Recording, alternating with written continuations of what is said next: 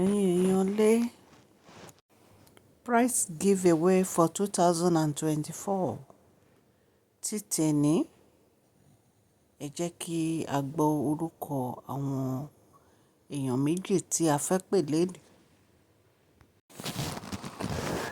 At Fúnmi Ògúnbànjọ 9919 ẹ jọ̀ọ́ ẹ sẹ́ǹdì account number yín sí masholagistv@gmail.com àti orúkọ àti phone number.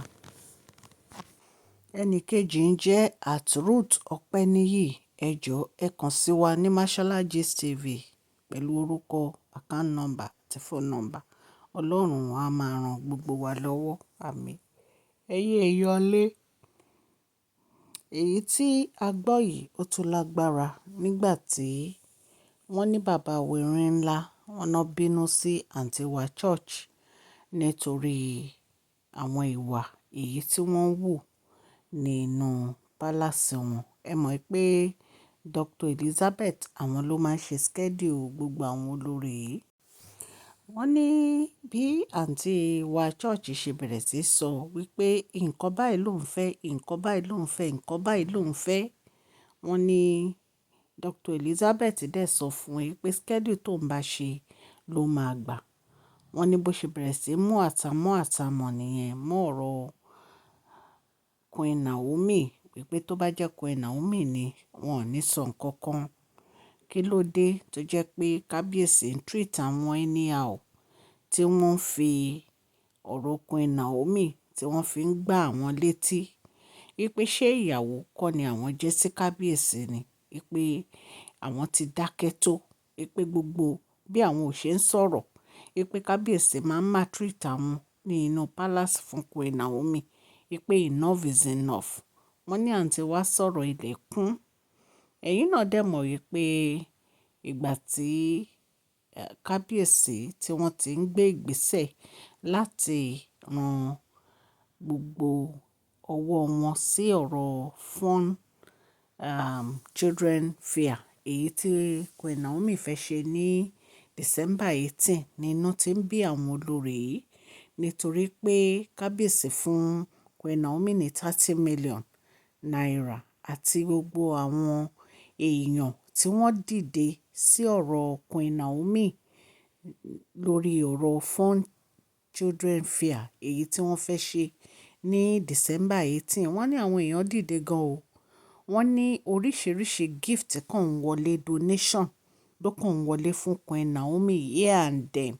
Ẹ dẹ̀ mọ̀ pé kábíyèsí elérò ní kábíyèsí nǹkan tí bàbá wẹ̀rin ńlá tó bá dẹ̀ ti fi ọwọ́ sí gbogbo ìlú ló fi ọwọ́ sí.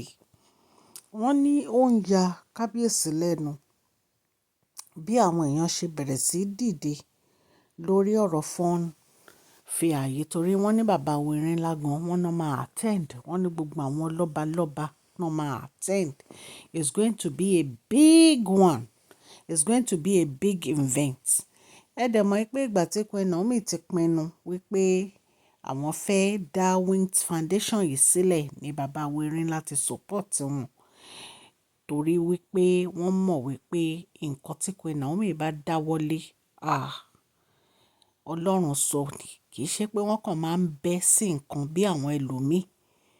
Ẹ dẹ̀ mọ̀ wípé wọ́n ti bẹ̀rẹ̀ foundation yìí ó ti ṣe díẹ̀ kì í ṣe ìsìn náà tí ń ṣe nítorí wípé Ọlọ́run fi lé wọn lọ́wọ́ láti máa ran àwọn èèyàn lọ́wọ́ ni. Nítorí ẹ̀ ni ó ń ya bàbá wẹ̀rin ńlá lẹ́nu nígbà tí gbogbo àwọn èèyàn bẹ̀rẹ̀ sí dìde tí wọ́n ń send donation lọ́tùn owó gift gbogbo ẹ̀. In fact ilẹ̀ ti kún rẹ̀rẹ̀rẹ̀. Inú wa ń bí àwọn àǹtí wa gbogbo ẹ̀. Inú ń bí wọn nítorí pé wọ́n rí gbogbo support kábíyèsí, wọ́n rí gbogbo support àwọn ará ìlú fún ọ̀rọ̀ event tí Queen Naomi fẹ́ ṣe. So wọ́n ní bí àǹtí wa ṣe sọ pé kí wọ́n má fi òun sí orí schedule kankan mọ́ nìyẹn. Wípé òun ò lọ anywhere, òun ò lọ síbi kankan, kó má fòun sórí schedule kankan mọ́. Ẹ rí pé èyí tó lágbára ẹ̀yin ará ilé. Wọ́n ní kábíyèsí sọ fún un wípé kó jáde nínú palace àwọn tó bá jẹ́ pé kò ní ṣe nǹkan táwọn bá ní kó ṣe, kò ní láti máa gbé inú palace àwọn. Ẹ̀yin èèyàn lè rí pé èyí tó lágbára owú jíjẹ yìí ṣáá ni. Wọ́n fẹ́ dàbí Queen Naomi ní gbogbo ọ̀nà. Wọ́n fẹ́ máa ṣe bí Queen Naomi ní gbogbo ọ̀nà. Ẹ rí pé Queen Naomi, ẹ rí pé wọn ò dá sí wọn, wọ́n rọra fi wọ́n sílẹ̀ sáàyè wọn, wọ́n dẹ̀ ń ṣe tiwọn. Nítorí pé ẹ̀yin lẹ wá bá wọn nínú palace, àwọn kọ́ ló wá bá yín nínú palace. Wọ́n ní kábíyèsí sọ fún yín pé tí o bá ti lè tàlé ìlànà palace àwọn kó jáde kó lọ máa gbé outside palace. Nǹkan tá a gbọ́ nìyẹn tí wọ́n ní bàbá Erin ńlá sọ. Nǹkan ìyàlẹ́nu ló ń jẹ́ fún wọn nítorí pé wọn expect wípé ọ̀rọ̀ kábíyèsí àti Queen Naomi lè rí báyìí.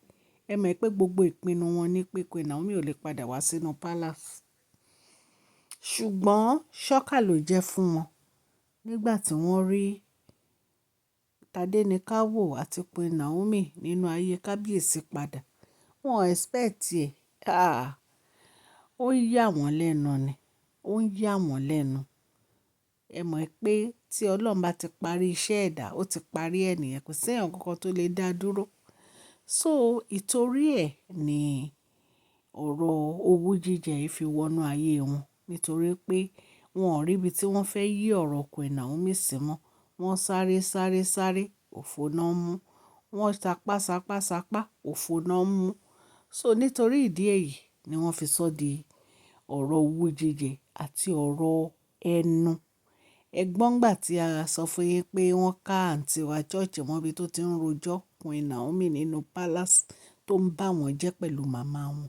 Tọ́ ní pé Prince Adé sọ fún kó dákẹ́ jẹ́, kó má ever sọ̀rọ̀ ọ̀rọ̀ báyẹn mọ́. Pé ọ̀rọ̀ kátikàti, ọ̀rọ̀ burúkú ló ń jáde lẹ́nu. Ẹ̀yin èèyàn lè bàjẹ́ ènìyàn kò dáṣẹ́ Olúwa dúró. Nǹkan tí Olúwa ti parí léyìí. So kò sí nǹkan tí ẹ lè sọ. Kò sí nǹkan tí ẹ lè ṣe. Ọ̀nà ti là. Kò dẹ̀ sẹ́ni tó lè dí ọ̀nà fún Queen Naomi. Ìfẹ́ tí kábíyèsí dẹ̀ ní sí Queen Naomi, ìfẹ́ àtọ̀run wá ni, kì í ṣe ìfẹ́ ayé.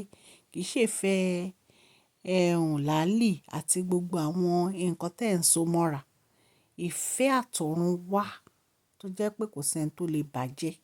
Òní kábíyèsí ní sí Queen Naomi. So ẹ̀yin èèyàn lé, ẹ má gbàgbé wípé fun fair events, children fun fair events tí wọ́n máa ṣe ní on the 18 ní Ìbàdàn. Ẹ má gbàgbé ẹ kó àwọn ọmọ yín lọ. Wọ́n máa gba àdúrà, wọ́n á gbẹ̀bùn. Ọlọ́run Elédùmarè á jẹ́ kí ọjọ́ náà jẹ́ ọjọ́ ayọ̀. Òjò oníbọjọ́ náà jẹ́. Àwọn ẹni burúkú oníbọjọ́ náà jẹ́. Ní agbára Ọlọ́run. Ọlọ́run á dá ọjọ́ yẹn sí. Ó dẹ̀ máa yẹ Queen Naomi lọ́jọ́ yẹn. Gbogbo nǹkan tí wọ́n bá ń ṣe lọ́jọ́ yẹn, rere, ìdùnnú, ayọ̀ ló máa bọ́ sí. So ẹ̀yin ará ilé kò jẹ́ bó ṣe jẹ́. Wọ́n ní bàbá Erin ńlá, wọ́n ní wọ́n wọ̀n àǹtí wa church o pé kó jókòó ara ẹ̀ jẹ́, kó má kọjá ìyá rẹ̀. Nǹkan tá a gbọ́ nìyẹn. A ní ká wá torchlight sí. So bí gbogbo àwọn ọ̀rẹ́ kábíyèsí, àwọn lọ́balọ́ba bí wọ́n ṣe support Queen Naomi àti bàbá Erin ńlá nìyẹn. Wọ́n dẹ̀ ní èyí ló ń bí àwọn olórí nínú nítorí pé ọwọ́ tí kábíyèsí fi mú event ó lágbára. So mo dúpẹ́ lọ́wọ́ gbogbo ẹ̀yin ará ilé o. Bí mo ṣe máa ń sọ allegedly bí a ṣe gbọ́ la wá torchlight sí. Mi ò bá kábíyèsí gbé inú palace o. Nǹkan tá a gbọ́ là ní kí àwa fi tó yín létí. Mo dúpẹ́ lọ́wọ́ gbogbo etí tó ń gbọ́ mi ní ilé lóko àti lẹ́yìn odi. Ọlọ́run Elédùmarè ọba láàánú á ṣàánú fún gbogbo yín o. Orúkọ mi ni Mashola. Yorùbá ni à ń sọ lórí ìkànnì yìí. À ń sọ nítorí pé àfẹ́gbàgbé àṣà àti èdè wa àdẹ̀ tó ń sọ fún ọ̀pọ̀lọpọ̀ àwọn tí wọ́n gbọ́ Gẹ̀ẹ́sì. À ń sọ̀rọ̀ nípa celebrity gist, royal gist, politics àti gbogbo nǹkan tó ń ṣẹlẹ̀ ní agbègbè orílẹ̀-èdè bàbá wa ní ilẹ̀ Nàìjíríà. Tẹ́ bá ti subscribe, ẹ tẹ notification bell yín. Kẹ́ ẹ subscribe so that a bá ti post any gist ẹ máa rí òkè ní ọlá yín á máa lọ, ọlá yín ò ní lọ ìsàlẹ̀ láéláé. Ẹ má gbàgbé kẹ́ fún fídíò yìí ní thumbs up o. Bí ọdún yìí ṣe ń wò lọ wẹ́rẹ́wẹ́rẹ́ kò ní dìwà mẹ́rò lọ ní agbára Ọlọ́run. Èmi àti yín lájọ máa rí ọdún 2025 ní agbára Ọlọ́run. Please give this video a thumbs up. Share this video, like and subscribe. God bless you all. Mashallah Gist TV. Love you all.